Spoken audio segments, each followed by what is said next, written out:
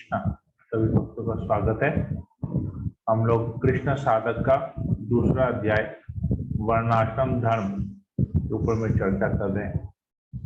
तो हम लोगों ने देखा कि किस प्रकार से 4 वर्ण और 4 आश्रम है, कैसे भगवान के शरीर से आते हैं और हर वर्ण का क्या क्या कार्य है। हम लोग अभी वैश्य के ऊपर में पढ़ रहे हैं, जहाँ पर वैश्य वर्ण में किस प्रकार गौ रक्षा के ऊपर बहुत बल दिया गया है। हम लोग उसके ऊपर जैसे कृष्ण और बलराम भी यही कार्य करते थे, गौ रक्षा करते थे। तो इसको आज का जो चर्चा का विषय यही रहेगा। तो हम लोग पहले मंगलाचरण कर लेते हैं, फिर हम लोग इसको आगे का पाठ करेंगे। ओम अज्ञानतिमिरान्धस्य ज्ञानाञ्जनशलाकया चक्षुरुन्मीलितं येन तस्मै श्रीगुरुवे नमः। नमो विष्णुपादाय कृष्णप्रेष्ठाय भूतले श्रीमते भक्तिवेदांत स्वामिनिधि नामिने नमस्ते सरस्वती देवे गौरवाणी प्रचारिणे निर्विशेष शून्यति पाश्चात्यदेशतारिणे वाञ्छाकल्पतरुभ्यश्च कृपासिन्धुभ्येव च पतितानां पावनेभ्यो वैष्णवेभ्यो नमो नमः। जय श्री कृष्ण चैतन्य प्रभु नित्यानंद श्री अद्वैत गदाधर श्रीवासादि गौर भक्तवृंदा। हरे कृष्ण कृष्ण कृष्ण हरे हरे, हरे राम राम राम हरे हरे। मंगलचरण की जय।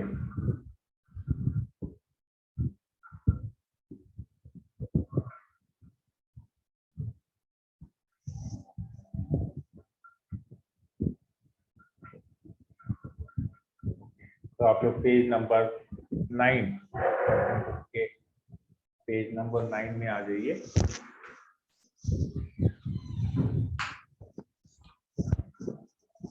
यहाँ पर हम लोग पढ़ते हैं किस प्रकार कृष्ण गौ चराते हैं, इसलिए वे अपने हाथ में बांसुरी लिए रहते हैं। इस तरह दोनों भाई ऋषि रक्षक तथा गौ रक्षक का प्रतिनिधित्व करते हैं। कृष्ण और बलराम जी के हाथ में हल होता है जो भूमि जोतने के लिए उसका प्रतिनिधित्व करते हैं, और कृष्ण के हाथ में बांसुरी होती है जिससे वो गौ चराते हैं। ऋषि और गौ रक्षा। किस तरह गायों की रक्षा करनी चाहिए और यह वैश्य जाति कितनी संपन्न, इसी का वर्णन इन श्लोकों में हुआ है। हम कल्पना भी नहीं कर सकते कि गौएं तथा बछड़ों की इतने सुंदर ढंग से देखभाल की जाती होगी और उन्हें वस्त्रों तथा बहुमूल्य सुनहरे गहनों से इस तरह सजाया जाता होगा। वे लोग कितने सुखी थे। श्रीमद् भागवत में अन्यत्र वर्णन आया कि महाराज युधिष्ठिर के काल में गौएं इतनी सुखी थी कि उनके दूध से गोचर भूमि सिक्त हो जाती थी। गौरक्षा से अनेक सुविधाएं प्राप्त होती हैं, किंतु लोग इन बातों को भूल चुके हैं। इसलिए कृष्ण भगवद गीता में गायों की सुरक्षा पर बल देते हैं। कृषि गौरक्षा वाणिज्यम वैश्य कर्म स्वभावजम। आज भी वृंदावन में आसपास के गांव में निवासी गाय की रक्षा करके सुखपूर्वक जीवन बिताते हैं। वे गोबर को अच्छे से संभाल कर रखते हैं और सुखाकर ईंधन की तरह उसका प्रयोग करते हैं। उनके पास पर्याप्त धन भंडार रहता है और गायों की रक्षा करने से उनके पास पर्याप्त दूध तथा दूध से बनने वाले पदार्थ होते हैं, जिनसे सारी आर्थिक समस्याएं हल हो जाती हैं। मात्र गौरक्षा से ग्रामीण लोग बड़ी शांति से रहते हैं। यहाँ तक कि गौमूत्र तथा गोबर के औषधि उपयोग भी हैं। यह भारतीय सभ्यता है। फिर भी उसी भारतवर्ष में न जाने कितने लोग वैदिक जीवन शैली छोड़ने तथा भगवद गीता की शिक्षाओं न समझने के कारण कष्ट भोग रहे हैं।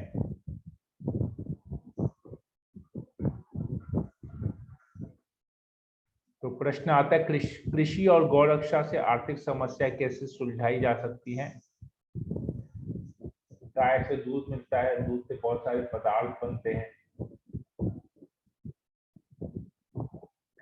गौमूत्र का और गोबर का औषधीय उपयोग है। तो ये सब बहुत वैल्यूएबल चीजें हैं। इससे आर्थिक समस्याएं सॉल्व हो सकती हैं। इनका अगर ट्रेडिंग करते हैं तो इनसे आर्थिक समस्याएं सॉल्व होती हैं।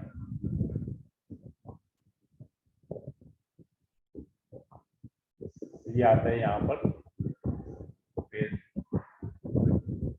आजकल व्यावहारिक रूप से सभी महाविद्यालय की शिक्षा प्राप्त कर रहे हैं, परंतु इन महाविद्यालयों में क्या शिक्षा दी जाती है? अधिकांश तकनीकी ज्ञान जो शूद्रों की शिक्षा है। वास्तविक उच्चतर शिक्षा का तो अर्थ है वैदिक ज्ञान सीखना। यह शिक्षा ब्राह्मणों के लिए है। केवल शूद्रों की ही शिक्षा देने से एक अस्त व्यस्त स्थिति उत्पन्न होती है। सभी लोगों का इस विषय में परीक्षण किया जाना चाहिए कि वे किस प्रकार की शिक्षा पाने के लिए उपयुक्त हैं। कुछ शूद्रों को भले ही तकनीकी शिक्षा दी जा सकती है, परंतु अधिकांश शूद्रों को कृषि क्षेत्र में कार्य करना चाहिए, क्योंकि सभी लोग यह सोचकर कि हम अधिक धन प्राप्त कर सकें शिक्षा पाने के लिए नगरों में आ रहे हैं। इसलिए खेती की उपेक्षा की जा रही है। अब भोजन का अभाव इसलिए है क्योंकि कोई भी सुंदर भोज्य पदार्थों को उत्पन्न करने में संलग्न नहीं है। ये सभी असमानताएं खराब शासन के कारण उत्पन्न हुई हैं। यह शासन का कर्तव्य है कि वह देखे कि सभी लोग अपने स्वाभाविक गुणों के अनुसार कर्म करने में लगे हुए हैं या नहीं, तभी लोग सुखी होंगे। तो आधुनिक शिक्षा की कमियां हैं। सब लोग इंजीनियरिंग वगैरह इत्यादि में पैसा कैसे कमाया जाए, धन कैसे कमाया जाए, वैसी ही शिक्षा दी जा रही है।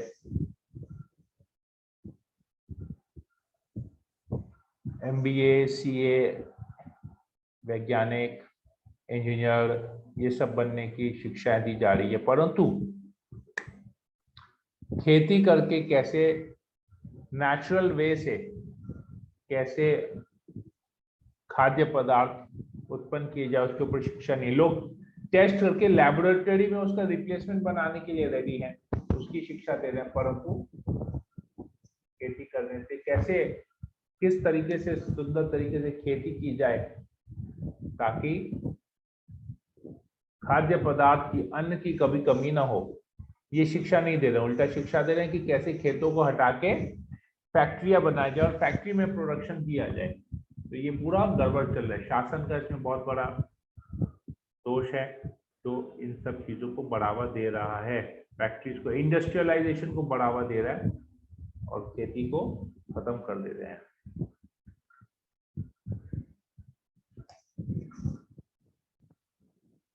और यही कारण है जिसकी वजह से लोग सुखी नहीं है।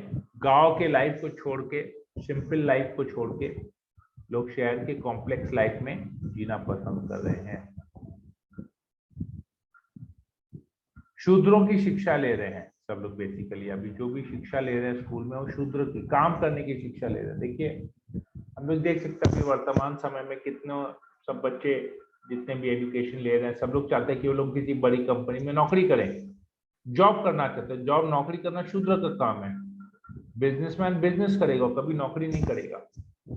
तो वैश्य परिवार के लोग अभी शूद्र का कार्य कर रहे हैं और शूद्रों को पैसा भी मिल रहा है, वैसे श्रम कर रहे हैं। श्रमिक वर्ग या शूद्र वे हैं जिनमें ब्राह्मण, क्षत्रिय, वैश्य जितनी बुद्धि नहीं होती, अतः वे अपने शारीरिक श्रम द्वारा इन उच्च वर्णों की सहायता करने के निमित्त हैं।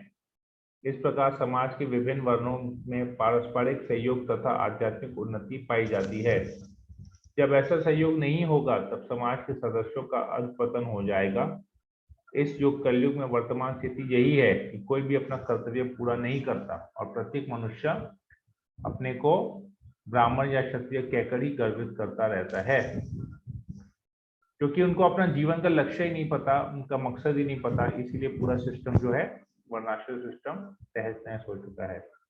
किंतु वस्तुतः एक लोग पदहीन विहीन, ऐसे लोग पद विहीन होते हैं वे भगवान के संपर्क से विलग हो चुके होते हैं क्योंकि वह कृष्ण भावनामृत नहीं होते। अतः कृष्ण भावनामृत आंदोलन सारे मानव समाज को सही स्थिति में लाने के निमित्त है, जिससे हर व्यक्ति सुखी रहे और कृष्ण भावनामृत विकसित करके लाभ उठाए। तो कृष्ण भावना भावित होना ही एकमात्र उपाय है जिसमें भोग करने की प्रवृत्ति खत्म हो जाती है, सब चीज में आपस में सहयोग करते हैं और किस प्रकार गौ रक्षा, सिंपल लाइफस्टाइल जीने का पूरा सिस्टम सिखाया जाता है, साथ साथ भक्ति करने होती है। अभी का जो मटेरियल लाइफ है, जो भौतिक तरीका है जीने का, उसमें लोग बहुत बिजी हैं, अपने आप को कुत्ते बिल्लियों की तरह दौड़ रहे हैं, धन कमा रहे हैं, इंद्र तृप्ति, जानवरों की तरह इंद्र तृप्ति कर रहे हैं। ये सिविलाइजेशन कभी सुखी नहीं रह सकता है। इनमें हमेशा जैसे कुत्ते बिल्लियों में झगड़ा चलते रहता है, वैसे मनुष्य में जब तक ये ऐसी चेतना रहेगी, ऐसी सोच रहेगी, उनमें झगड़ा चलते रहेगा, शांति कभी नहीं मिलेगी।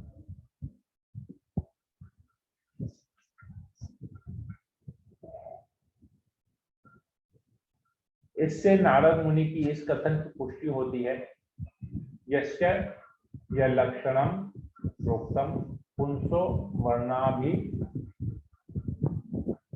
व्यंजकम, भागवतम 7:11-35 में। हमें हमेशा स्मरण में रखना चाहिए कि ब्राह्मण, क्षत्रिय तथा वैश्य जन्मजात नहीं होते हैं। ब्राह्मण क्षत्रिय बन सकता है और क्षत्रिय ब्राह्मण। इस प्रकार ब्राह्मण या क्षत्रिय वैश्य बन सकता है और वैश्य ब्राह्मण या क्षत्रिय में बदल सकता है। इसकी पुष्टि भगवद गीता में हुई है, चातुर्वर्ण्यम मया कृष्णम गुण कर्म विभागशः।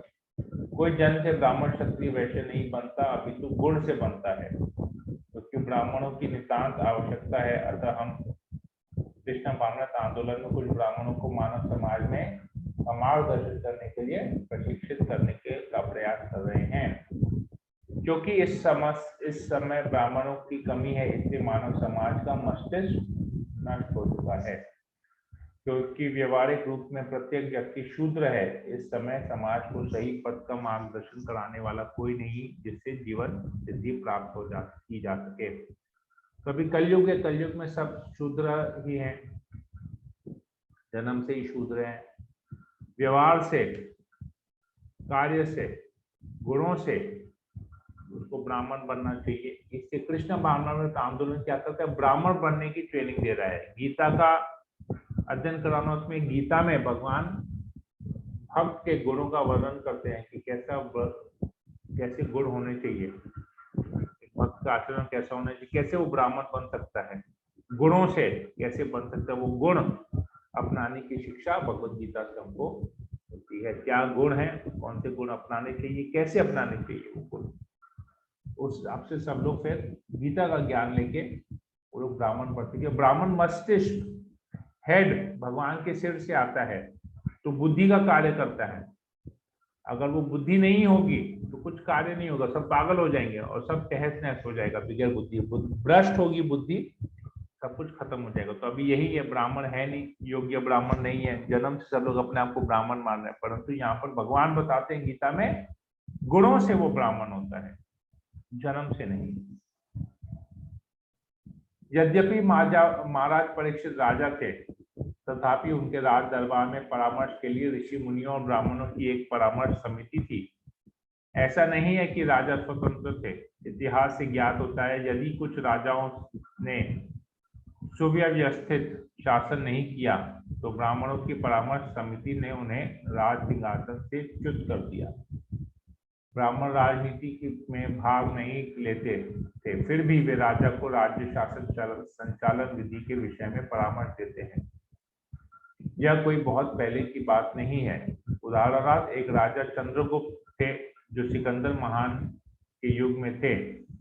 चंद्रगुप्त से पहले सिकंदर यूनान से भारत आया और एक भाग पर अधिकार कर लिया। सम्राट बनने के पश्चात चंद्रगुप्त ने चाणक्य को अपना प्रधानमंत्री बनाया। चाणक्य पंडित एक महान ब्राह्मण राजनीतिज्ञ थे। चाणक्य पंडित प्रकांड विद्वान थे। उनके नैतिक उपदेश आज भी बड़े मूल्यवान हैं। भारत में छात्रों को चाणक्य पंडित के उपदेश पढ़ाए जाते हैं। प्रधानमंत्री होते हुए भी वे ब्राह्मण भावना से ओतप्रोत थे तथा वेतन नहीं लेते थे। यदि एक ब्राह्मण वेतन लेता है तो समझा जाता है कि वह श्वान कुत्ता हो गया है। श्रीमद् भागवतम में ऐसा कहा गया है, वह मंत्रणा दे सकता है कि तू नौकरी स्वीकार नहीं कर सकता।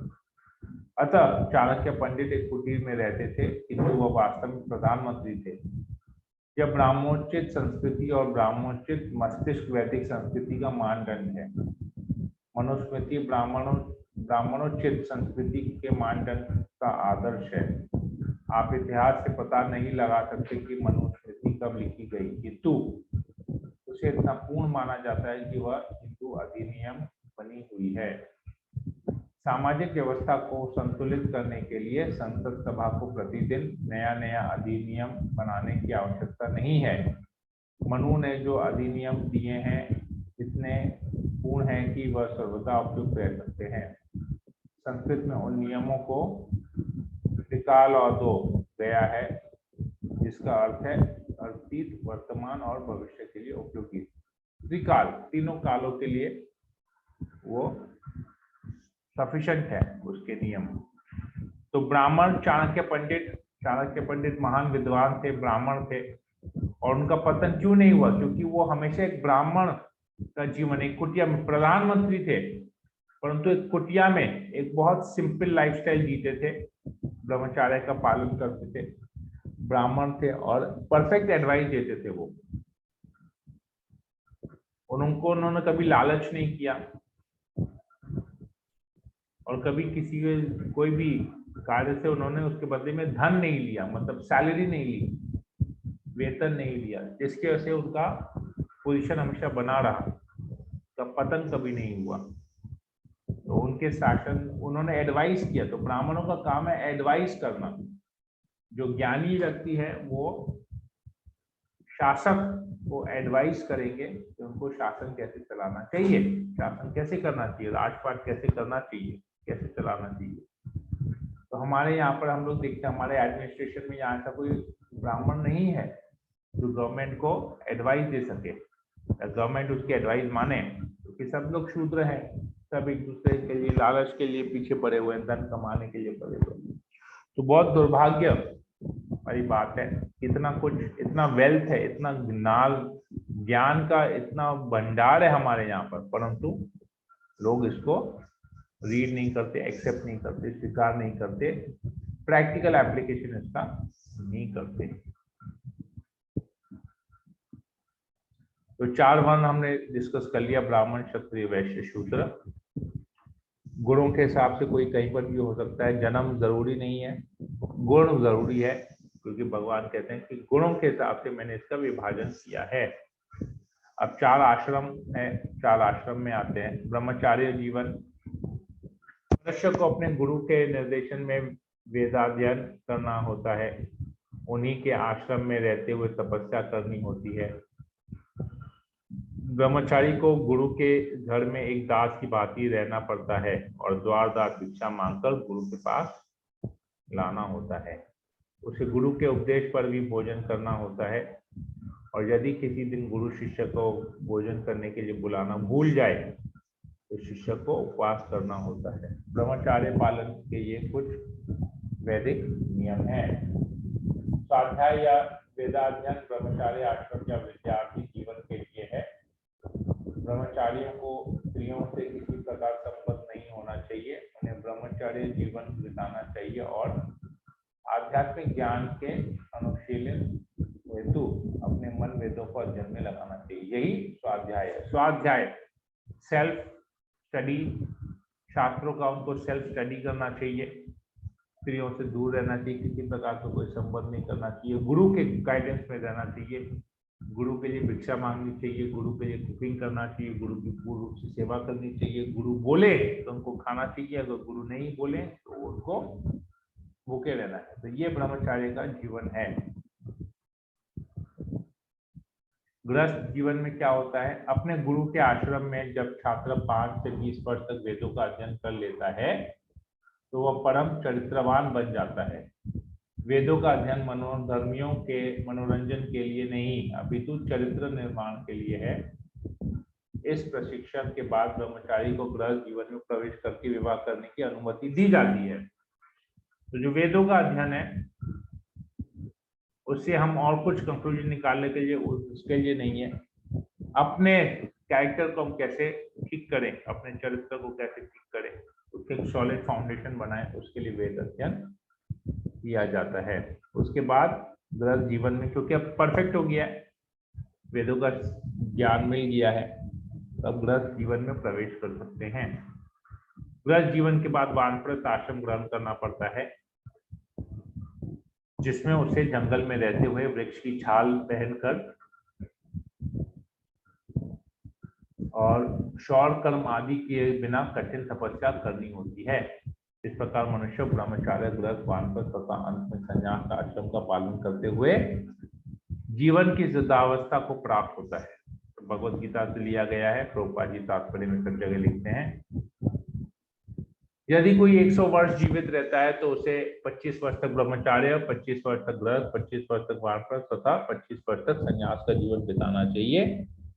ये बेसिकली 4 भाग में डिवाइड करना चाहिए, 25, 25, 25, 25, 100%। अगर 80 साल की आयु तो 20, 20, 20, 20 में होना चाहिए। मतलब ये सब पालन करना जरूरी है आइडियल लाइफस्टाइल। आयु के अनुसार मनुष्यों के 4 आश्रम कौन से हैं? अगला गुण दान है। दान गृहस्थों के लिए है। गृहस्थों को चाहिए कि वह निष्कपटता से जीवन यापन करना सीखे और कमाई का 50% विश्व भर में कृष्ण भावनामृत के प्रचार में खर्च करे।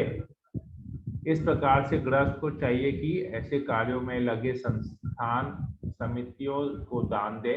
दान योग्य पात्र को दिया जाना चाहिए, जैसा आगे वर्णन किया जाएगा। दान भी कई तरह के होते हैं तथा सतोगुण, रजोगुण तथा तमोगुण में दिया गया दान। तो गृहस्थ का कर्तव्य है दान देना। 50% ऑफ प्रॉफिट, 50% ऑफ इनकम नहीं, 50% ऑफ प्रॉफिट, प्रॉफिट का 50% दान देना चाहिए। किसको देना चाहिए? योग्य पात्र को देना चाहिए। योग्य पात्र कौन है? भगवान का शुद्ध भक्त, जो भगवान के वाणी को प्रचार करने में जिसने अपना जीवन यापन किया है, अपने जीवन को समर्पित कर दिया है, उसी को दान देना चाहिए। कृष्ण भावनामृत के प्रचार में दान देना चाहिए। और दान के भी कैटेगरी आते हैं, सतोगुण में किया हुआ दान, रजोगुण में और तमोगुण में। ये गीता में आता है कौन कौन सा दान कैसे आता है। रजोगुण का दान क्या होता है, सतोगुण का, और तमोगुण का दान क्या होता है। तमोगुण का दान अयोग्य पात्र को देते हैं या इच्छा करके नहीं देते हैं, मजबूरी में देते हैं, तो वो तमोगुण का दान होता है। रजोगुण का कुछ पाने के लिए दान किया हुआ दान रजोगुण में आता है। और सतोगुण का दान होता है उचित योग्य पात्र को दान देना, वो सतोगुण का दान होता है। गृहस्थों को यज्ञ भी करना चाहिए, क्योंकि यज्ञ के लिए पर्याप्त धन चाहिए। ब्रह्मचर्य, वानप्रस्थ तथा संन्यास आश्रम वालों के पास धन नहीं होता, वे तो भिक्षाटन करके जीवित रहते हैं। अतः विभिन्न प्रकार के यज्ञ गृहस्थों के दायित्व है। उन्हें चाहिए कि वैदिक साहित्य द्वारा आदिष्ट अग्निहोत्र यज्ञ करें, लेकिन आजकल ऐसे यज्ञ अत्यंत खर्चीले हैं और इस हर किसी गृहस्थ के लिए इन्हें संपन्न करना कठिन है। इस युग के लिए संस्कृत सर्वश्रेष्ठ यज्ञ है संकीर्तन यज्ञ। यह संकीर्तन यज्ञ हरे कृष्ण कृष्ण कृष्ण हरे हरे, हरे राम राम राम हरे हरे का जब सर्वोत्तम और सबसे कम खर्च करने वाला यज्ञ है, और प्रत्येक व्यक्ति इसे करके लाभ उठा सकता है। अतएव दान, इंद्रिय संयम तथा यज्ञ, ये 3 बातें गृहस्थ के लिए हैं। तो गृहस्थ को यज्ञ भी करना चाहिए, परंतु यज्ञ जो है उचित पात्र नहीं मिलते हैं, उचित चीजें, सामग्री अभी प्योर नहीं है यज्ञ करने के लिए। इसलिए कलयुग के लिए जो कलयुग का यज्ञ है संकीर्तन यज्ञ। संकीर्तन यज्ञ मतलब सामूहिक जप करना चाहिए, साथ में मिलके बैठ के हरे कृष्ण महामंत्र का जप करना चाहिए। इसमें इस जप को करने के लिए, इस यज्ञ को करने के लिए ज्यादा धन की जरूरत नहीं है। तो कहीं पर भी बैठ के एक जप माला लेना है और बैठ के भगवान का नाम का कीर्तन, भगवान के नाम का जप कर सकते हैं। सब हर कोई व्यक्ति कर सकता है, जरूरी नहीं ये केवल धनी करेगा, हर कोई व्यक्ति इसको कर सकता है। इसके लिए कोई योग्यता की आवश्यकता नहीं है, यज्ञ कर सकते हैं। तो इंद्रिय संयम करना, सेंस कंट्रोल करना और यज्ञ करना और दान देना, ये 3 चीज गृहस्थों के लिए अति आवश्यक है।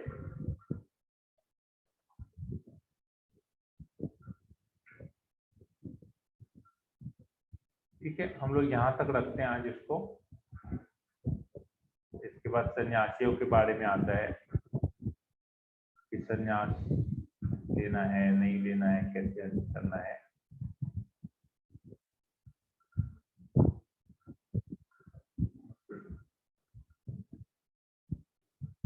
सन्यासी के बारे में आता है, इसको हम लोग फिर कल इसके ऊपर, ये छोटा सा है, बच्चा प्रचार वगैरह भी है।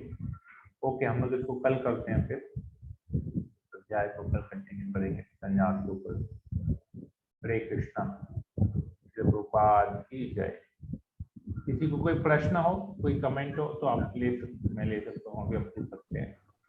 हरे कृष्ण प्रभु जी, दंडवत प्रणाम।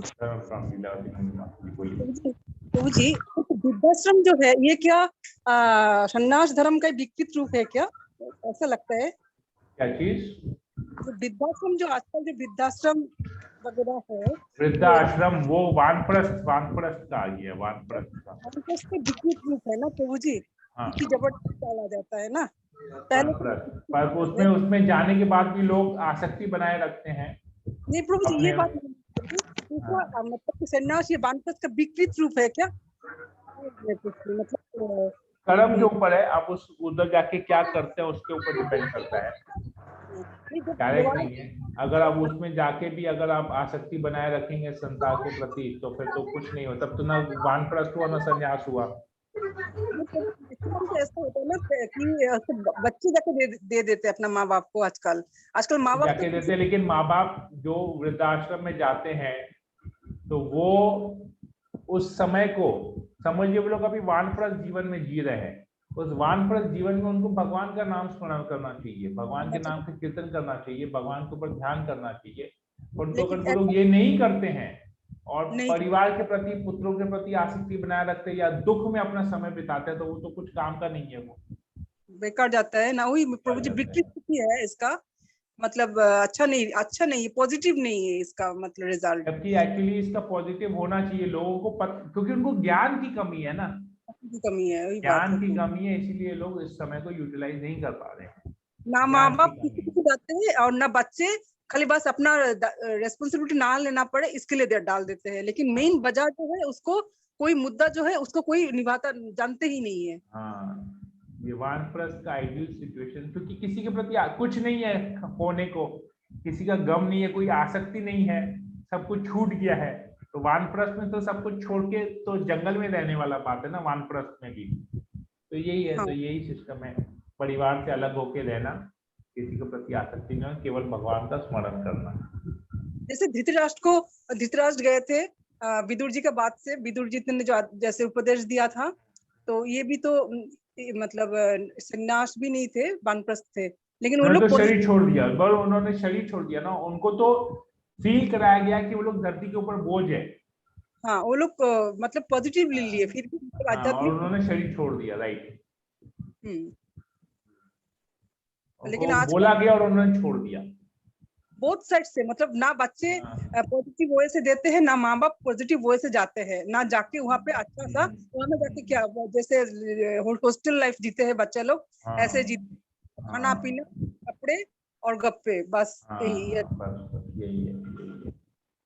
इसको, इस मुद्दे को प्रभु जी इससे टार्न करना है, सबको एक रिवॉल्यूशन लाना है हर वृद्धाश्रम में जाके कि तुम लोग अगर आ ही गए हो तो इसको मतलब कि भगवान का नाम से बिताए। अंतिम समय कुछ ही साल बचे, जो भी 2, 4, 5, 10 साल, 15 साल जो भी बचे हैं, भगवान को पूर्ण रूप से समर्पण कर देना चाहिए। वृंदावन में तो फिर भी है, वृंदावन या कोई नवद्वीप वगैरह में, लेकिन बाहर तो ये सब भगवान का नाम ले, वो लोग मछली वृंदावन में कुछ है जहाँ मैं जानता हूँ, जहाँ पर वृद्धाश्रम में लोग पूरी तरह से वैष्णव वैष्णव कल्चर को फॉलो करते हैं। तो मैक्सिमम ऐसे ही है बेसिकली, जो खास करके जो वैष्णव कम्युनिटी से जाते हैं ऐसे ही है, अदर जगह पे ऐसा नहीं है, वर्ल्ड और में कहीं जगह पे नहीं है, और जगह पे नहीं है, वृंदावन में है। ओके, थैंक यू माता जी। ओके, और किसी को कोई कुछ पूछना है? हरे कृष्णा प्रभु। हरे कृष्णा भावना। यस प्रभु, अभी जैसे फार्मर्स लोग गाय रखते हैं तो उसको क्या गौ सेवा का कैटेगरी में लिया जाएगा कि वो लोग तो अपना लाइवलीहुड के लिए ना गाय रखे हैं? गाय रहेगा तो लाइवलीहुड पालन होगा। अच्छा, और इसका मतलब उसमें तो ये बोला मतलब गया कि गाय रखना चाहिए लाइवलीहुड पालन करने के लिए। हाँ, राइट। अगर हम गाय नहीं रखते हैं और हम दूसरा जगह, जैसे हम लोग हैं, हम लोग बिजनेस कैटेगरी में हैं, वैश्य क्लास में, पर हम लोग वैश्य धर्म नहीं निभा रहे हैं, इसीलिए हम लोग को कहा जाता है कि वैश्य धर्म को पालन, हमारा काम है गौ रक्षा करना। गौ रक्षा मतलब इधर हम खुद गाय पाले, या तो जो गौशाला चला रहे उस गौशाला में हम दान दें, ताकि वो हमारे धन से गौ रक्षा हो सके। गौ रक्षा means protecting the cows, protecting the cows from what? From slaughter houses, death, and keeping that they are maintain, मतलब उनको खाने को मिल रहा है, उनका मेंटेनेंस हो रहा है। तो जो जैसे दूध वाले हैं, दूध वाले क्या करते हैं, जब तक गाय दूध देती है तब तक उसको रखते हैं, फिर उसको बेच देते हैं, क्योंकि उनका और गाय का कोई यूटिलिटी नहीं है। लेकिन आप जब गांव में जाएंगे तो गांव में जो एक्चुअली गाय क्या है ना, अगर आप गौ माता है, अगर आप गाय की सेवा बहुत अच्छी तरह से करते हैं तो वो आजीवन आपको दूध देगी। जैसे मैं जानता हूँ फॉरेन कंट्री में, मैं जानता हूँ एक जगह में जहाँ हमारे गुरु भाई हैं, गॉड ब्रदर गॉड सिस्टर्स हैं, उनके वहां पर गाय को बछड़ा नहीं है, जर्सी गाय है, उसको बछड़ा नहीं है, लेकिन वो लोग वहां पर गाय की इतनी सेवा करते हैं, इतना टेक केयर करते हैं गाय का, कि गाय हमेशा दूध देती रहती है उनको, खुशी से गाय दूध देती है। मतलब ये मैं जानता हूँ, अपने पर्सनल मैंने देखा है, इसे मुझे पता है कि ये गाय का स्वभाव है। आप अगर गाय का टेक केयर करेंगे बहुत अच्छी तरह से, गौ माता का, तो माता अपने आप आपको माता अपने आप आपका पालन पोषण करेगी, टेंशन करने की बात नहीं। गाय का हर एक चीज प्योर है, हर एक चीज, ठीक है। और प्रभु मतलब ये फार्मर्स जिनको मौका मिला है गौ सेवा करने का, तो ये लोग मतलब पिछले जन्म में भक्त थे? वो माइट भी, हो सकता है वो लोग हो, अच्छा, हो सकता है वो लोग। हमारा फर्ज है कि ज्ञान लेने के बाद हमको गौ सेवा करनी चाहिए, हमारे लिए बहुत जरूरी है गौ सेवा करना। तो सम पोर्शन एटलीस्ट, यहाँ पर तो 50% दिया गया है, 50% of income, but if you can not give, क्योंकि अभी 50% देते नहीं, क्योंकि आसक्ति बहुत है। परंतु वो कोई भी अपॉर्चुनिटी हमको मिले, हमको देखना चाहिए कि हम अपने जीवन में खर्च कितना कर रहे हैं, अपने ऊपर कितना खर्च कर रहे हैं। अगर एटलीस्ट हम अपने ऊपर जितना खर्च कर रहे हैं उसका अगर हम 10% एटलीस्ट, तो अपने ऊपर जितना खर्च करते हैं उतना सेम अमाउंट भगवान के सेवा के लिए, अलग अलग प्रकार से सेवा के लिए हमको देना चाहिए पैसा। अगर नहीं दे सकते तो एटलीस्ट कुछ पोर्शन उसमें से हमको भगवान के लिए साइड करना चाहिए, सेवा के लिए। वो सेवा अलग अलग प्रकार से हो सकती है, फेस्टिवल में सेवा हो सकती है, गायक की सेवा हो सकती है, भागवत सेवा हो सकती है, बुक डिस्ट्रीब्यूशन सेवा, प्रसादम सेवा, मतलब सेवा होनी चाहिए, इस प्रकार से होनी चाहिए।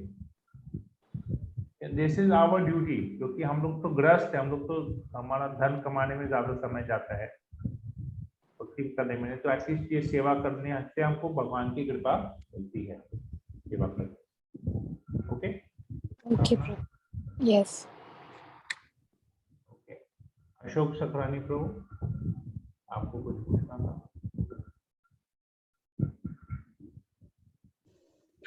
ओके, शांति दादा माता जी, आपको कुछ पूछना था?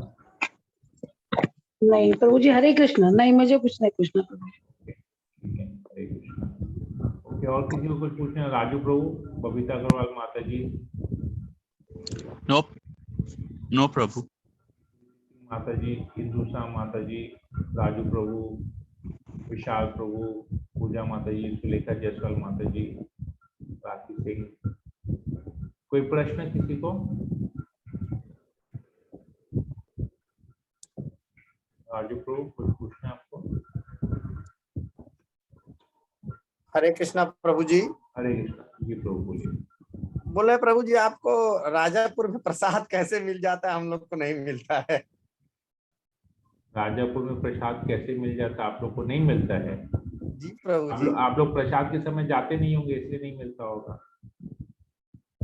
वहाँ हम लोग तो थे प्रभु जी। वहां पर प्रसाद का टाइम 1 बजे का है।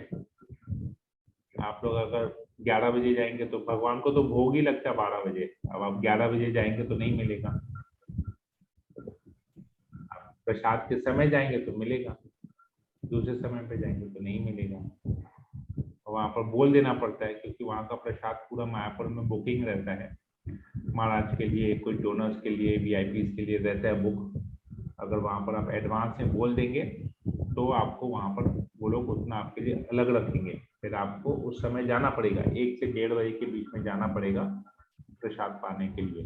1 सवा 1 बजे तक पहुंच जाना पड़ेगा। लेट से जाएंगे तो खत्म हो जाता है क्योंकि वहां पर डेली 15, 17, 10, 12, 15 भक्तों को आप प्रसाद पाते हैं। आपका अगर बोला हुआ रहेगा तो आपको उस समय जाना पड़ेगा। ठीक है,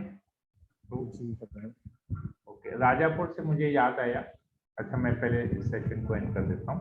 हरे कृष्णा, प्रभुपाद की जय।